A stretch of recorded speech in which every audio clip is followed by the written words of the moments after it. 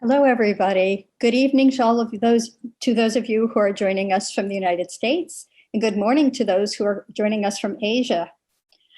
I'd like to thank Boon Hui Tan and Asia Society for including my exhibition in the Triennial, and congratulations for the heroic efforts to open the exhibitions at the Asia Society Museum and the New York Historical Society during the middle of a pandemic. I'd also like to give my personal thanks to Dorothy Tapper Goldman, whose generous loan of this rare copy of the Declaration of Independence made this exhibition possible. Selections from her collection of American documents are currently on view at the New York Historical Society in New York in an exhibition called Colonists, Citizens, Constitutions, Creating the American Republic. I also encourage you to read the catalog to that exhibition with a foreword by the late, great Justice Ruth Bader Ginsburg. First, some housekeeping before we get into the program. I'll introduce the artists and give you a short background on the exhibition and show you the works of art. Since the Triennial just opened yesterday, you probably haven't seen it yet, but I encourage you to visit the Asia Society Museum and the New York Historical Societies to see the shows. After the PowerPoint, I will ask each of our participants some questions.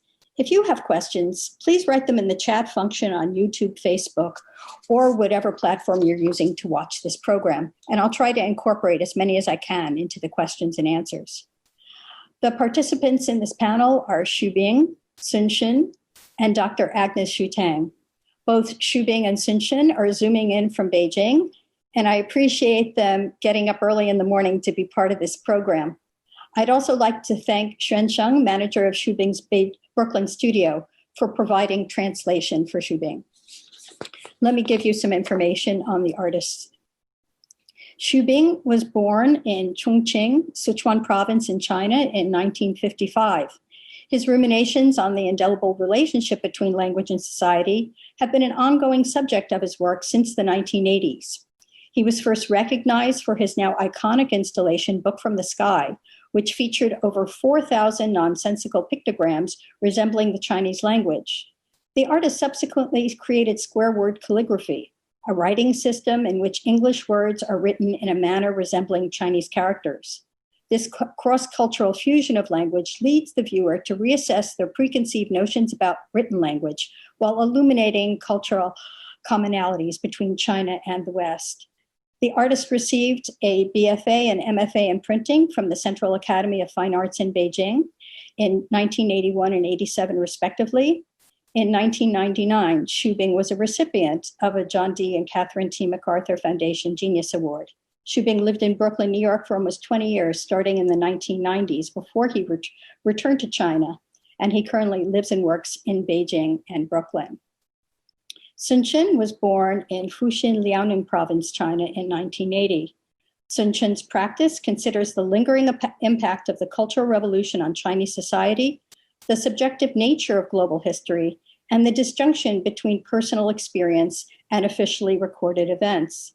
His surreal narratives, realized through a broad range of mediums, including animation, drawing, painting, and site-specific installation, deftly appropriating Song Dynasty and Western painting techniques to create animals and other allegorical characters that inhabit dreamlike alternate universes. The artist received a BFA in printmaking at the China Academy of Fine Arts, Hangzhou, in 2005, and established Pi Animation Studio in 2006. He currently lives and works in Beijing. Dr. Agnes Hsu-Tang is executive chair of the Asia Society Triennial, in addition to her continuing role as chair of Asia Society's Global Council on Asian Arts and Culture since 2015. Dr. Hsu-Tang is an international cultural heritage policy advisor trained in archaeology and art history. In 2018, she was elected a distinguished scholar to the University of Pennsylvania Museum of Archaeology. Dr. Hsu-Tang served on UNESCO World Heritage Center's scientific committees, advised President Obama's Cultural Property Advisory Committee on the renewal of a bilateral agreement with China to reduce the illicit trafficking of cultural objects. Dr. Hsu-Tang has hosted and narrated 2 award-winning TV documentaries, including Chineseness, a contemporary Chinese art series, including an episode with Xu Bing on Discovery Asia that premiered in 2014 during Art Basel Hong Kong. Agnes is a trustee of the New York Historical Society, where she chaired its exhibitions committee since 2015, and also serves on the board of the Metropolitan Opera. She is the recipient of numerous awards. And we are very grateful to have both the artist and Agnes with us today for our panel. Now I'm going to show you a brief PowerPoint so you can actually see the objects in the exhibition that we'll be talking about. And then I'll ask the artist and Agnes some questions. So Rachel, the PowerPoint. Okay. When I began working on the exhibition, We the People, many years ago, I had no idea that it would open during these turbulent times and the week before the presidential election. However, the timing has given new urgency to the ideals of good government and moral leadership that are examined in the responses of Hsu-Bing and Xun to the Declaration of Independence. Next slide, please.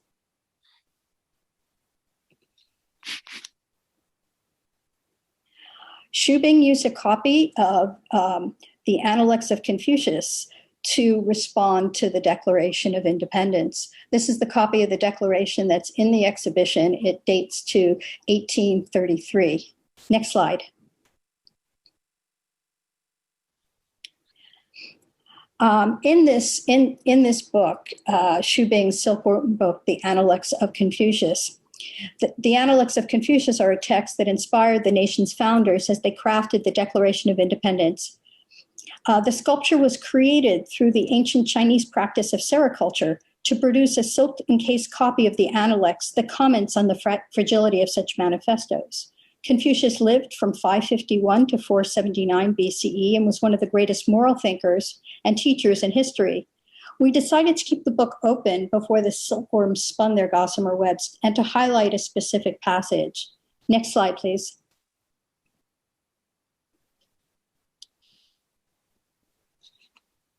Thank you.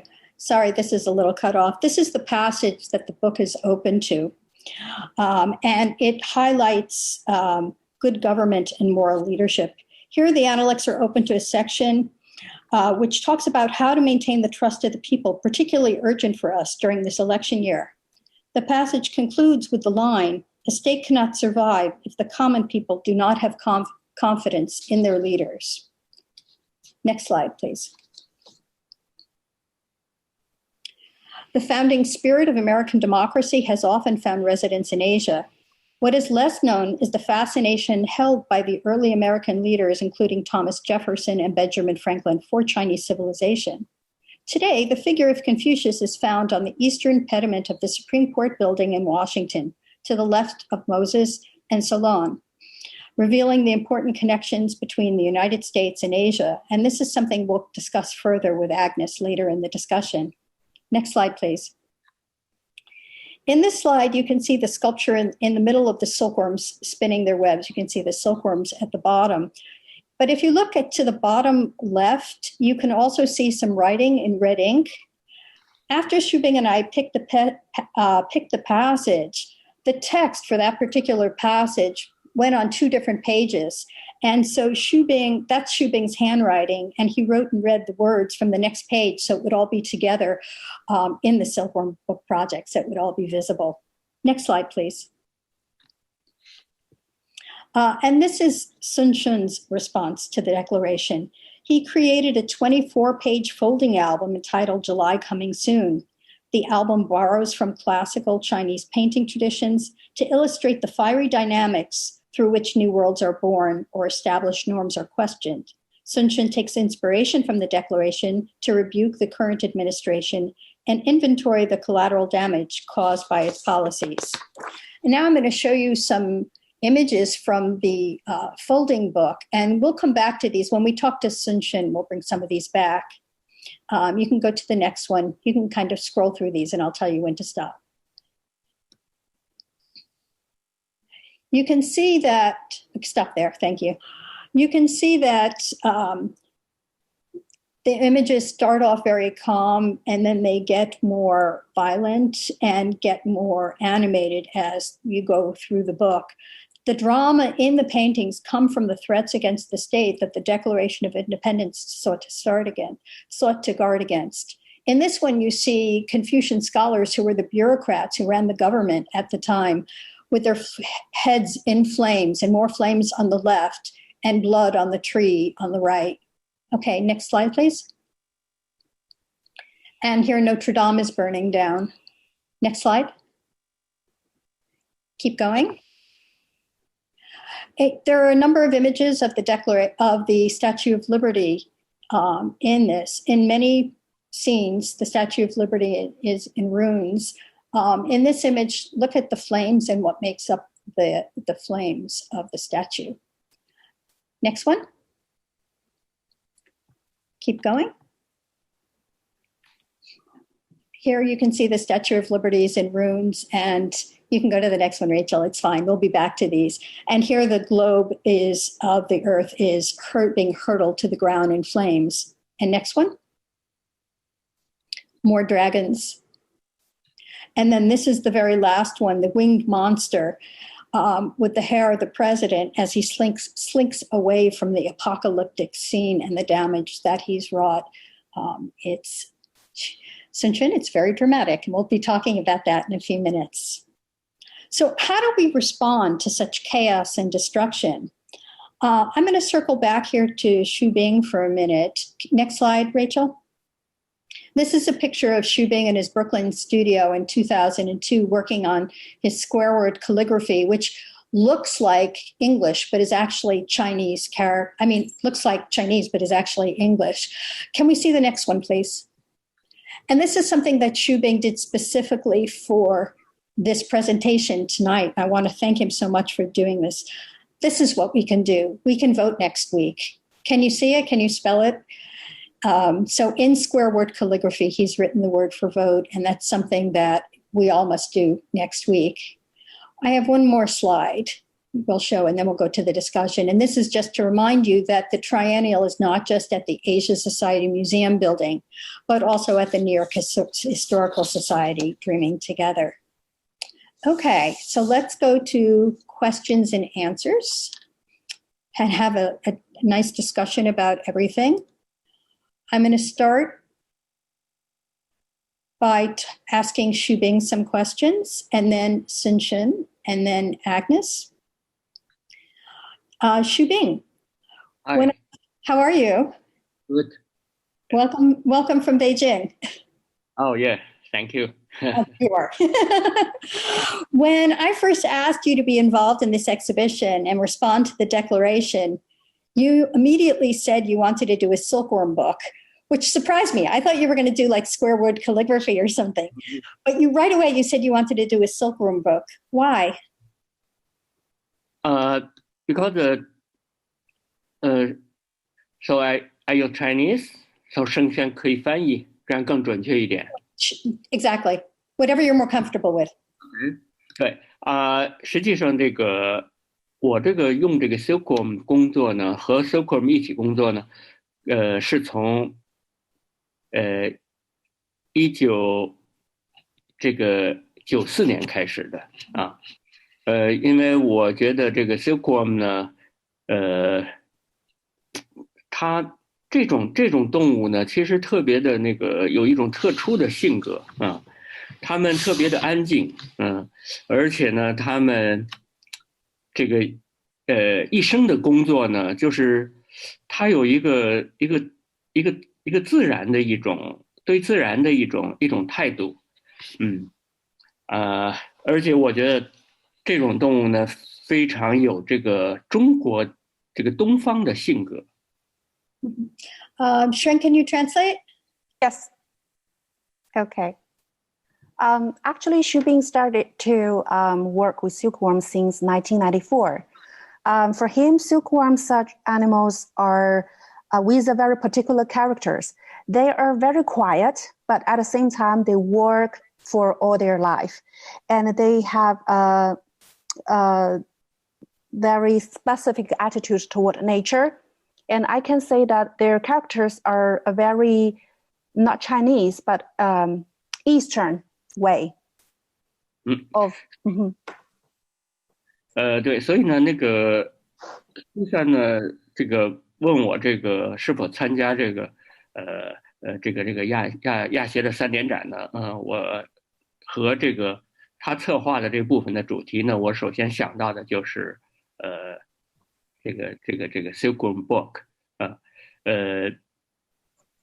因为呢，其实是我觉得这个作品呢，它非常的安静，也比较适合这个亚洲协会的展厅。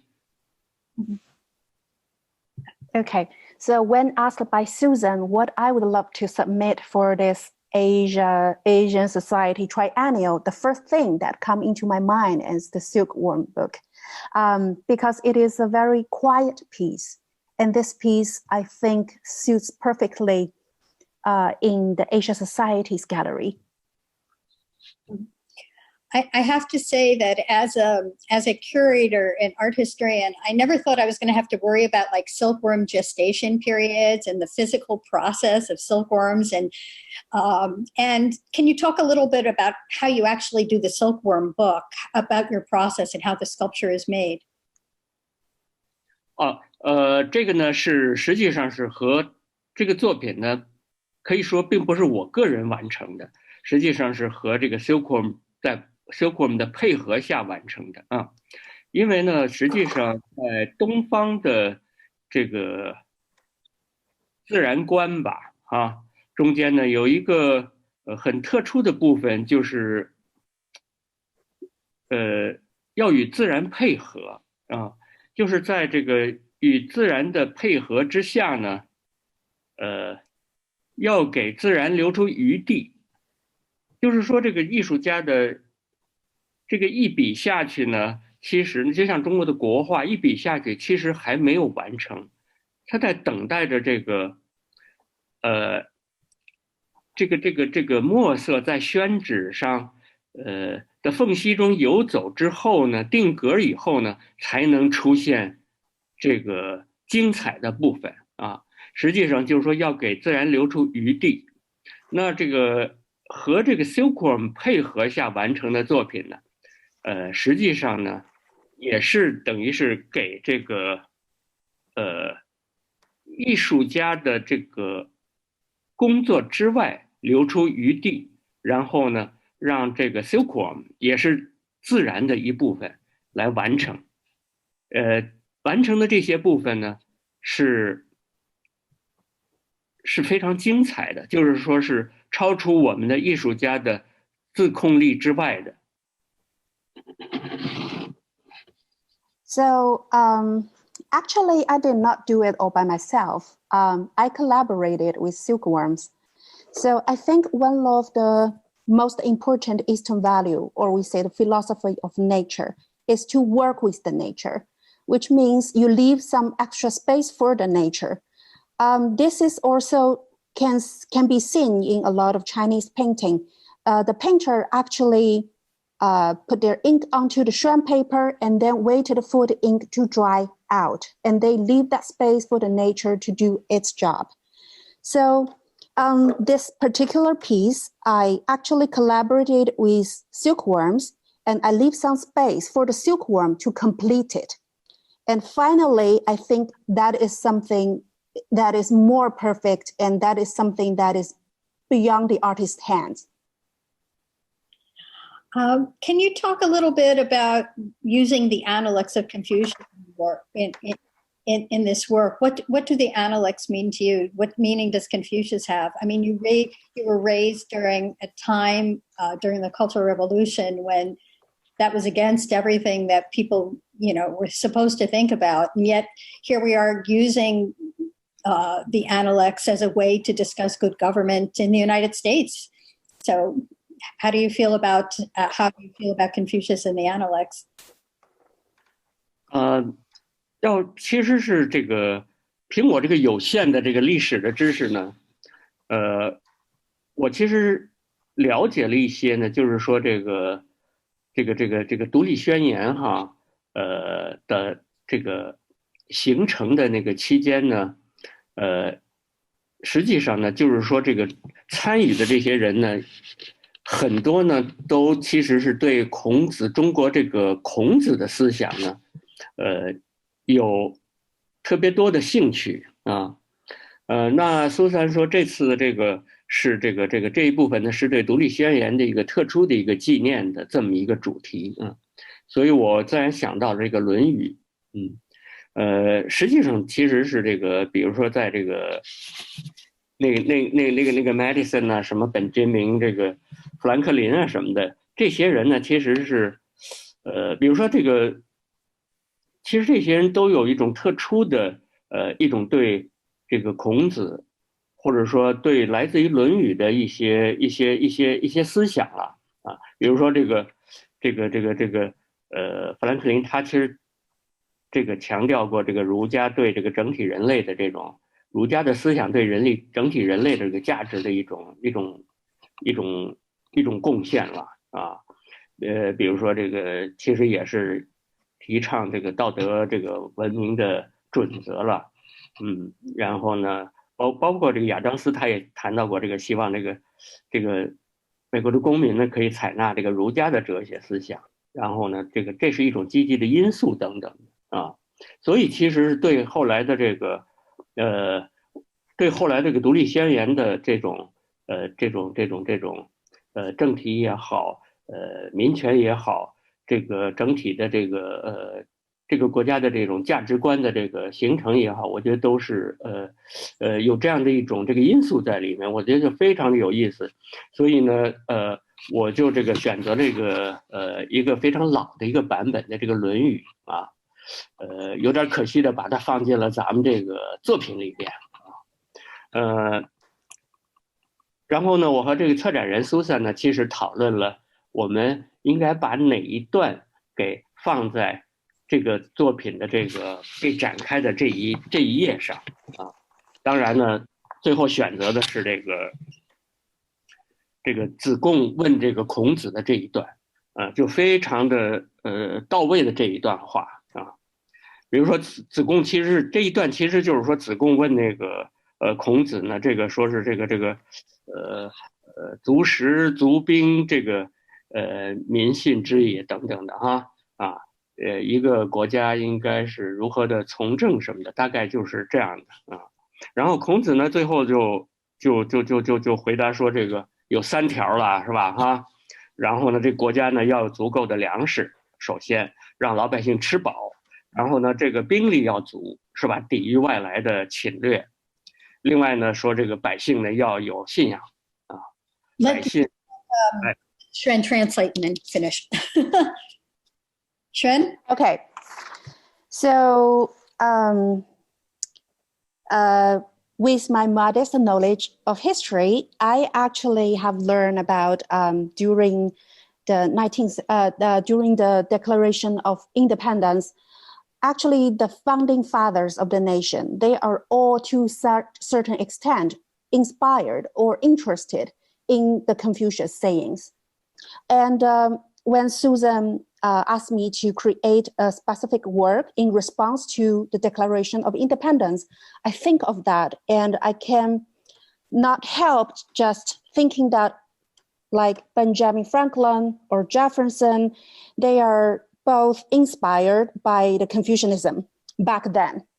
And also, for example, I think Franklin mentioned that Confucianism actually can serve the good to the general public. And the value of the analects is actually to all human beings by its moral teaching. And that impressed me a lot. And also the Adams also consider that it is a positive influence to all the public in America.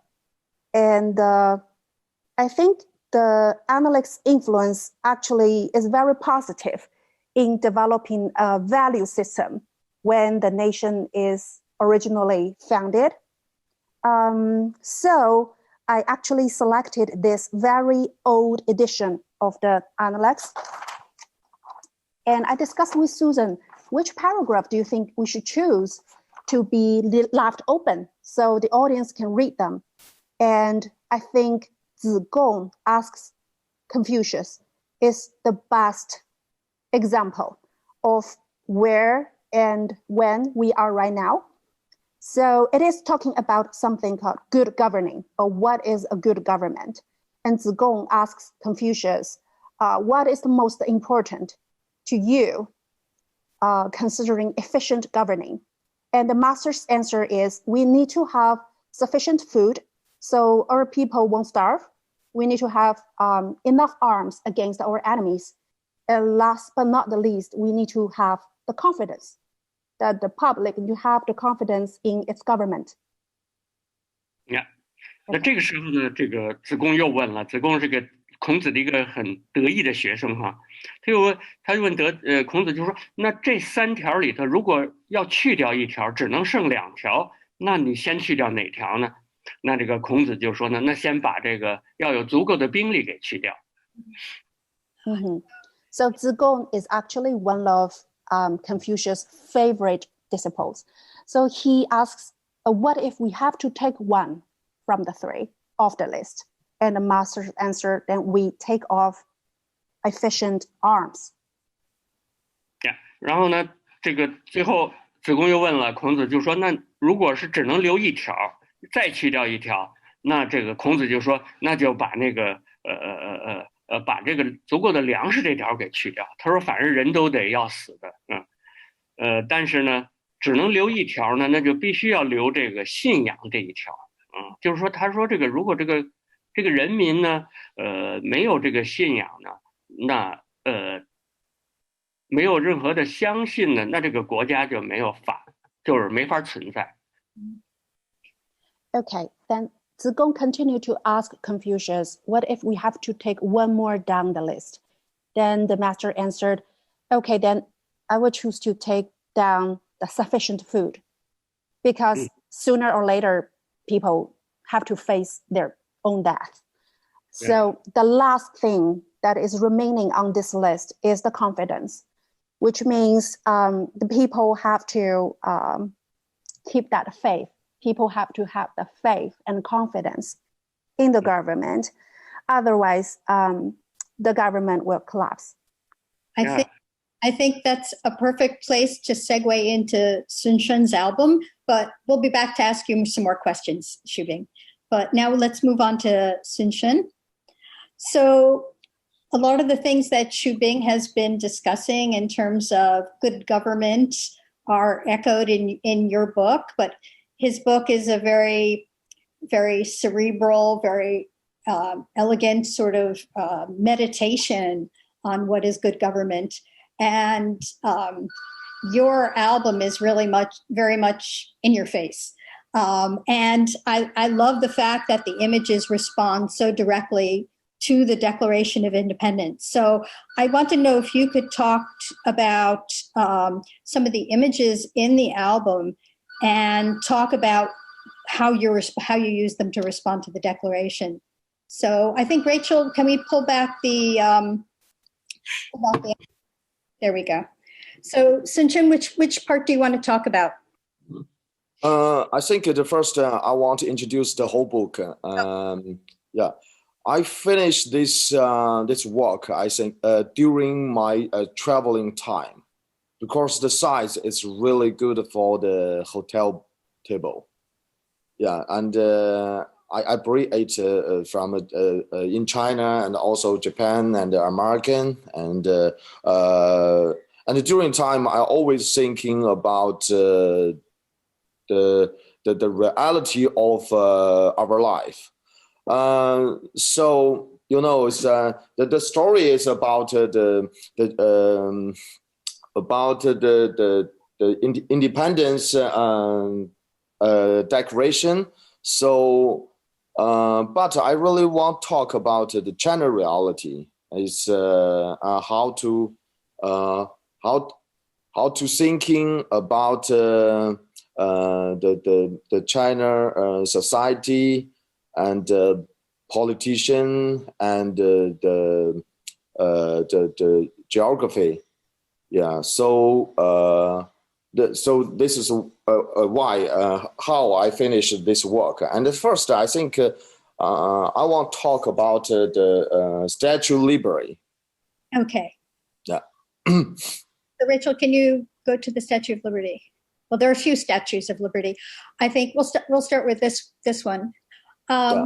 One thing that struck me is in the album you did that's in the Brooklyn Museum collection, the Statue of Liberty is whole and she's the beacon of liberty and it's a very positive image.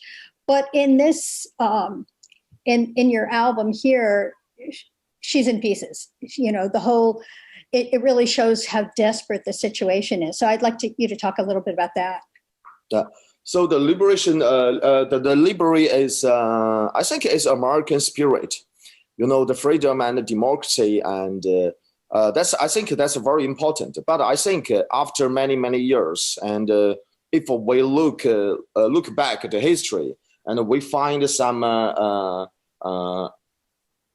archaeology, and what we think about the liberty again, and also from this, I think we jump to the flower. Mm-hmm. Yeah, next the flower. So, there we go. Yeah. So the flower is a Hong Kong logo. The flower is a Hong Kong logo. Okay. Yeah, it's a Hong Kong logo. I think it's China reality. So two things together, and we look at the news and what happened in our life, in our world, and what the people think. So I think sometimes the reality is a big joke. All our thinking is a big joke. So where is our dream? And the title is we don't dream alone. Yeah, not alone. But where's our dream? Mm-hmm. So what happened in the world, and the world will where the world will go. So this is I'm really interested about this. How about, why do you have Notre Dame burning down in there? I'm sorry? You have the Notre Dame Cathedral in Paris. You have it in flames at the beginning of the album. Yeah, I think that's, how to say, I think from that point, the whole world changed. Mm-hmm. Yeah, the whole world changed. It's a very, very important thing for our spirit, mm-hmm. the world spirit.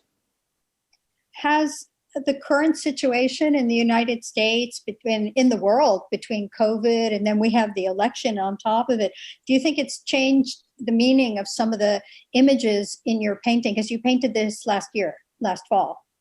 Yeah. And the world's changed since then dramatically.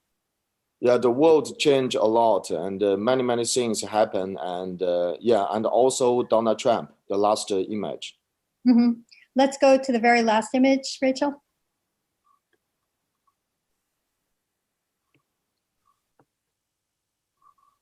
Rachel?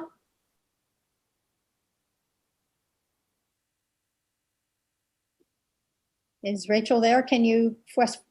There you go. Thank you. There you go. That is the metaphor. Mm-hmm. It's a demon. It's a demon, but everybody knows it's Donald Trump. I know the American is the whole society is very separate. Some people really like it, and some people don't like. And American, a lot of things happen. Every day I will spend time to read the international news, and also American is very special. But I think through that, I want to talk about the Chinese. Mm-hmm. What happened in China? Okay. Yeah, so I think that's for me is like how to say maybe game is not really right words, but it's really like a big game. Mm-hmm. Yeah, the political game, and also China, a lot of things happen. And I think if we have such president, and what Chinese people think. Let me. I'm going to move on to Agnes and ask her some questions, and then I'll come back and ask some questions of all of you again. Agnes, I'd like to return to one of the main themes of the exhibition that, and not just of We the People, but also of the Hsu-Tang Triennial, that art breaks through geographical and cultural barriers. And go back a little bit to Xu Bing's use of the Analects of Confucius as a response to the declaration, also echoing some of the same themes that Sun Shun paints in his album. I know you've done a lot of research on the influence that Confucius' ideas of good government and moral leadership had on the founders of this country, including Thomas Jefferson and Benjamin Franklin. Can you talk a bit about the historical connections between China and the United States in this context?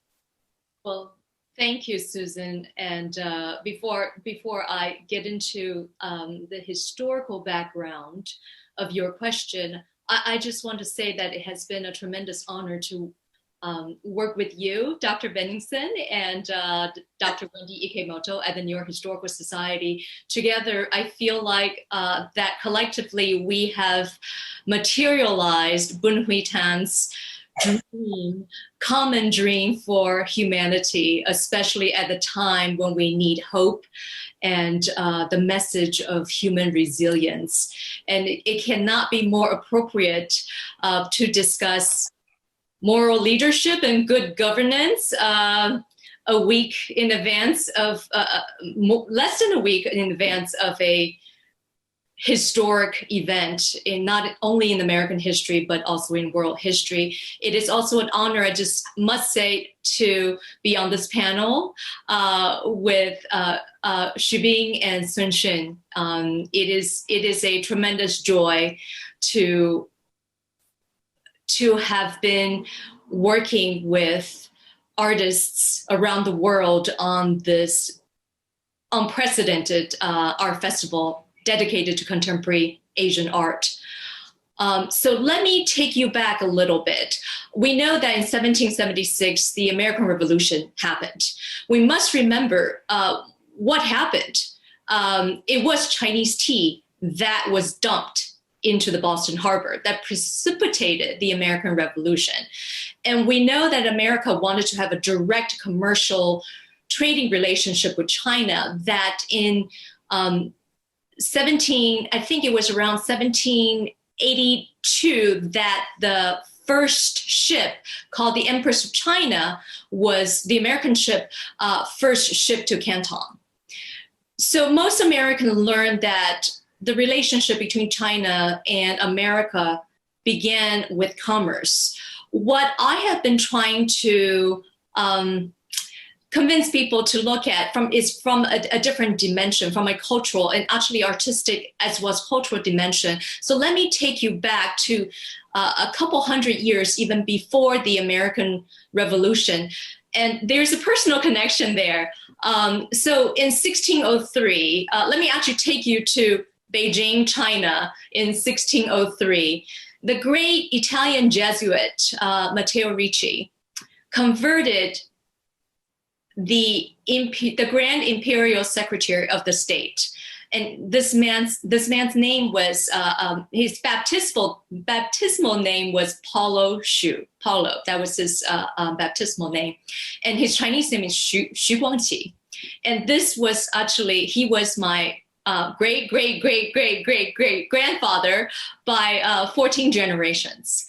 I am his direct descendant, and hence my name, Agnes. I come from a deeply Catholic family. I often joke that my family has been Catholic longer than the United States of America has had its history. And so in 1603, Matteo Ricci and Paulo Xu met each other and had the first truly engaged in the first international cross-border dialogue.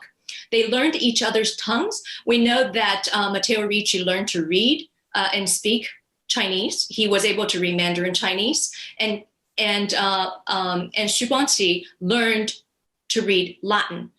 And we know that Matteo Ricci handed and gave. This is actually in the visual. We have a work of art to illustrate this. That Matteo Ricci gave Xu Guangqi a copy of Euclid's Elements. And that, this is the key point here, that Xu Guangqi gave Matteo Ricci a copy of the Analects. And from that point on, the Jesuits brought Confucian texts back to Europe. They translated into Latin. And these translated texts of ancient Chinese philosophy were then transmitted and read by the great thinkers of the Europe during the age of European Enlightenment. But I want to take us back to our country, America. In 1738, Benjamin Franklin published a series of essays called The Morals of Confucius in the Pennsylvania Gazette. Remember, this is before the American Revolution, by a couple of decades. But in addition, we keep on talking about Benjamin Franklin, but we also know that Thomas Jefferson, we know that I think it was in 1771, we know in his diary that at Christmas time, he recommended 2 translated novels from Chinese to his friends. In fact, I believe it was either his son-in-law or his brother-in-law. And also, there's a famous Chinese play called The Orphan of Zhao. There was an Irish playwright named Arthur Murphy, and in 1769, we're talking about, again, before the Revolution, a version of that, based on Voltaire's translation, that's called The Orphan of China, actually premiered at the John Street Theater in New York City. I didn't know that. 1776, and this is 1769. And then we have the Revolution. We know that Thomas Paine, actually in his Age of Reason, spoke of Confucius as a voice of moral authority, of ethics. We also know that the great poet laureate of Philip Freneau, who was considered the revolutionary voice, the revolutionary poet of the American Revolution, actually penned a series of poems that he named the Book of Odes after the great Confucian classic. And this all happened before the example, the most iconic example we have of Confucian influence, which is on the East Pediment of the Supreme Court of the United States of America. Let me ask you, excuse me, both as an expert on Asian art that you are, but also as somebody very much involved with the Triennial. And this, I'm going to ask the same question of Sunshine and Beijing to talk a bit about what do you hope visitors will take away from the installations? What do you think they'll take away from the exhibitions, both the one at Asia Society and at the Historical Museum, at the Historical Society? How does the theme of We Do Not Dream Alone really, is it reflected in some of the works, or how do you see it reflected in this particular exhibition? As you know, talking heads for about the last 5 years now have been so focused on this great conflict, the clash of civilizations, the Thucydides trap between China, the inevitable war between China and America. In fact, I think our exhibition, the Triennial, which is named We Do Not Dream Alone, and its companion exhibition at the New York Historical Society, which is aptly named Dreaming Together, is the antithesis of that.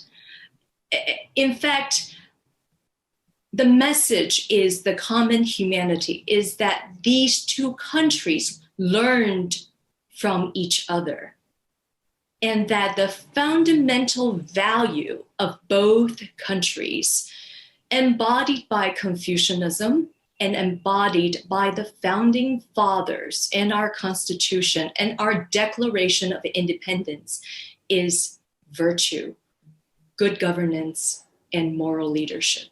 Exactly. Well said.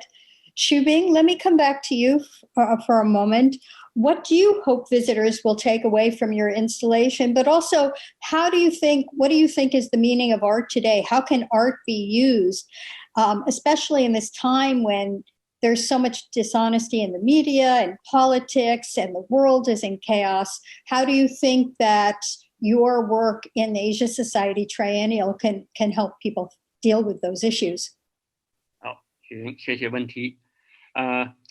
对，实际上我们人类其实是经历了正在经历这个非常糟糕的这个阶段啊。开始的时候呢，我觉得艺术呢好像是没有什么作用啊，但是呢，其实这一年来的经历呢，最后我发现呢，艺术有特殊的作用啊，所以呢，我希望这次的这个3年展呢，我其实特别希望这个艺术家可以通过这个展览和这个一般的这个观众，通过这个展览，意识到这个一种特殊的东西。这种特殊的东西呢，只有从艺术身上才可以获得。这个是什么呢？就是艺术自身所存在的一个特殊的元素，就是它的诚实，或者就是它的真诚。我可以这样说，就是说，即使这个艺术家不真诚或者特别装，而他的作品呢，也会呢非常诚实的把他的这种不诚实给表达出来。我觉得这种艺术这种作用呢，在今天特别有价值，是因为在今天的呢政治媒体都变得非常的不诚实。Xuan, can you translate, please? Yes. Thank you. So, in fact, I think human beings are right now experiencing such challenging times for all of us. At first, actually, to be honest, I think art is of no use. But however, after almost over about a year now, that I think it still is very valuable. And artists can use their artworks to deliver meaning to the audiences that only art can speak it aloud. And I think this is what the audiences will take away from the Asia Society Triennial after they walk out of the gallery and seeing my works. I think the only uniqueness of art is its honesty. By honesty, I mean even the artist, him or herself, is pretentious. However, his or her artwork will not lie. They will reveal that particular quality of the artist. And this is especially meaningful during a time where you can see so much dishonesty from the media, from the politics, etc., etc. Thank you. Very, very well said. Sun-Shin, before I ask you that question, we have a question that's come in from the audience. And they wanted to know, when you painted the globe in your album, why the focus on the globe, it highlights South America. Did you know that? I think because the exhibition, the exhibition about independence declaration. When I join the work, I'm always thinking about our life and our reality. So we look back the history, and I really read the whole words of the independence.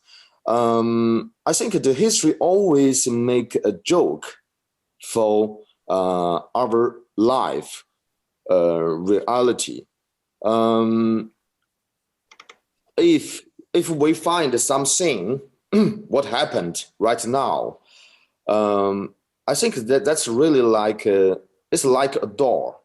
It's like a door. Our life, what we can see and where we stay, is not totally truth. I think through this kind of door we can go to another world. It's about the spirit. It's about the dream. It's about hope. But from the life reality, I think we can get very limited, and we are controlled by something. But I don't know what it's not a politic, and it's not political or another power. I think it's also from ourselves. So I think okay. So where we can go? Yeah. So this is what I thinking during I do my work. Yeah. Mm-hmm. We have a question from the audience for Agnes. Agnes, do we know what the Enlightenment thinkers, and more specifically the American founding fathers, found distinctive about Confucian moral philosophy? After all, there's no shortage of traditional moral thinking in the West that philosophers and politicians of that time could draw upon. What was missing in the European tradition that these thinkers found in Confucius? It's a good question. A very good question that we can discuss. We can have a graduate seminar on. And in fact, I think, Susan, you and I agree we can easily pontificate for the next week about this. But I will answer succinctly. Religion. Oh, okay. Confucianism was not,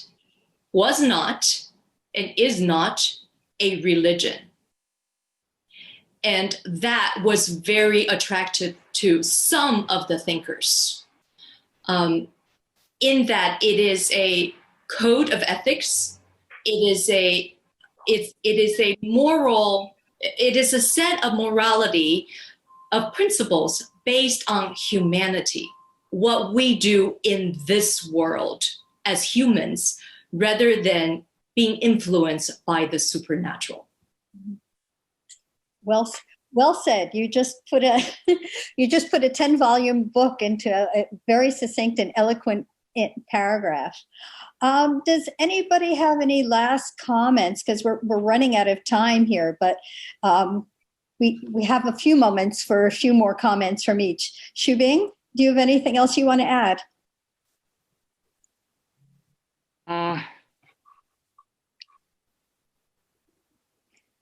I'm so spoiled when we talk because I feel like you could go on, we could have long discussions about any one of these topics, but we have a few more minutes. So if you have any last comments.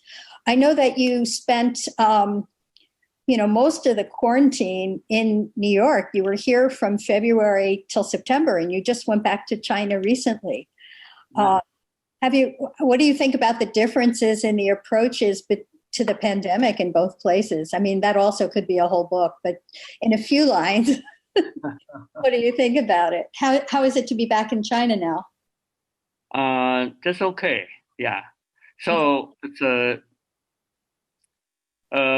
我在纽约反正有这个半年多，对，在我那个小工作室的小院子里啊，那个期间没有什么，因为隔离嘛，没有什么，就是在我的视觉中呢，其实非常有限的啊，因为是我每天看到就是院子里的这些树啊，但是呢，这个让我呢可以非常细致的这个观察了过去没有注意的这些自然的植物啊，我觉得非常重要啊。当然回到中国呢，现在中国的疫情呢控制的算是比较成功啊。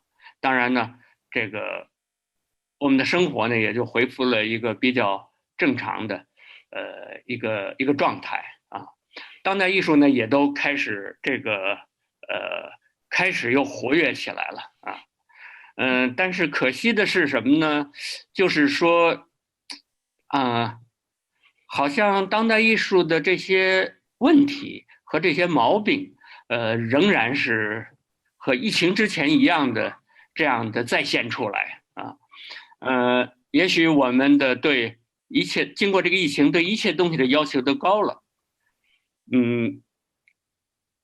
对，所以期待着一些对我们更有启发的，能够更表达我们的这种共同的这种梦想的这样的艺术的这种表现的形式的出现啊。也许目前说这个时间有点太近，可能需要有一段的历史的距离，才能够在艺术上有更好的表现。Xun? Yes, I actually spent about 6 months quarantined in my Brooklyn studio. And all I can see is, let me say, the trees in my backyard that I feel very fortunate to have. And I observe them in great details. And I think they are very important. So I have been long neglected everything, the trees in the backyards, and I found some new inspiration from them every single day. So it's interesting that after I came back to China, the pandemic here is, let's say, almost under control now, and the life is back to its normal. And you can see the contemporary art scenes are back to its before very lively stage, very active stage. However, the pitfalls of contemporary arts show itself too. So maybe after the pandemic, our standard is growing higher and higher too. I think we are at a moment that is still too close, too near the pandemic that we can hardly say. But I think the contemporary art should be more inspiring, more challenging to our normal existing knowledge system, and to avoid certain pitfalls that it has always been having. Thank you. Sun-Chun, do you have any last words? Any last comments? Yeah, I want to talk about a little bit about the coronavirus. Mm-hmm.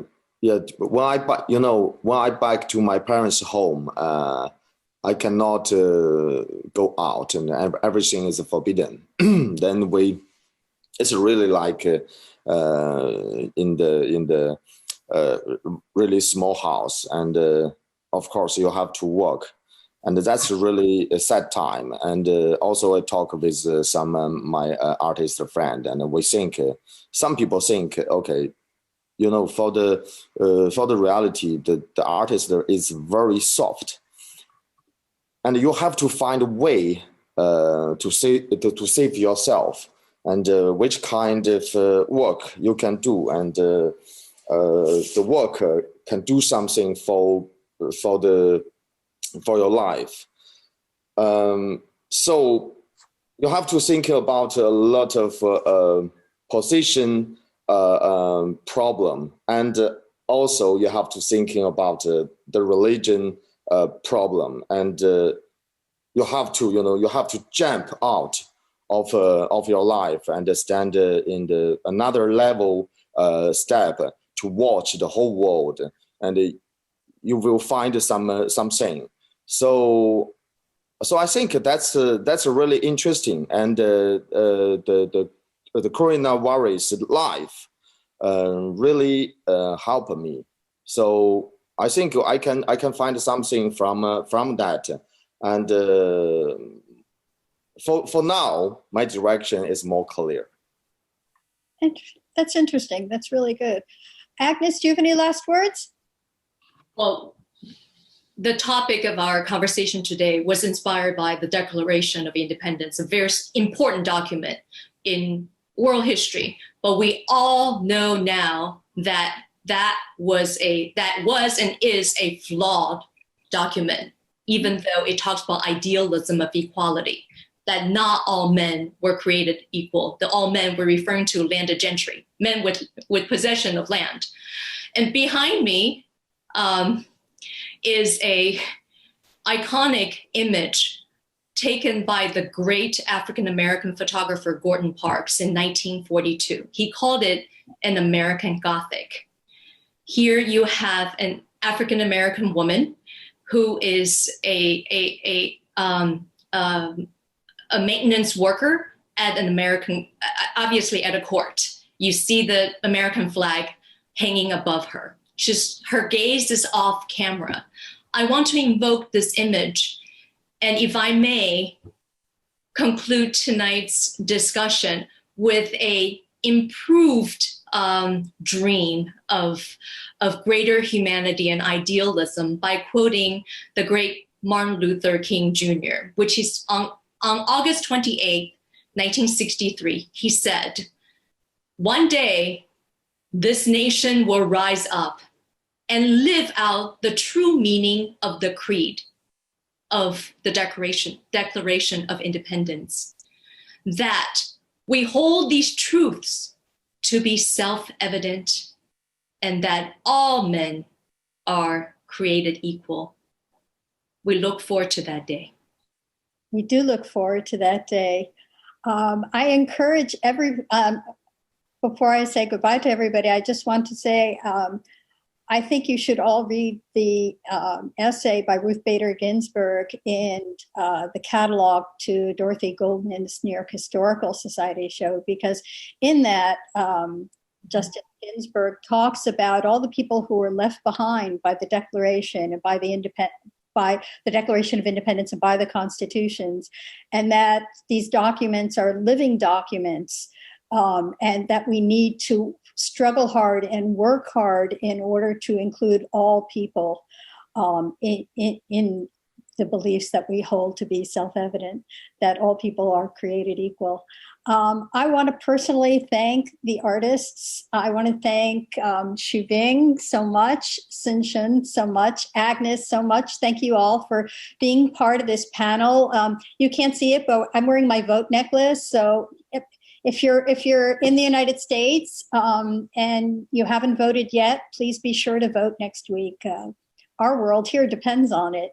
And please be sure, thank you everybody for coming to be part of this panel tonight, and everybody who came and listened and left such thoughtful comments also in the chat function. And everybody go to Asia Society, see the Triennial, go to the New York Historical Society, see the Triennial there also. And if you're not in the United States, go online, because the works by all these artists, the works you looked at tonight, are on the Asia Society website. And you can look at them in more detail there. And there will be a catalog accompanying the Triennial, which will come out in February or sometime this spring. Thank you, everybody very much, and good night to everybody, or good morning. Thanks. Thank you. Thank you, everybody. Bye-bye. Thank you, Agnes, Xun. Thank you. 老师，第一次见。好。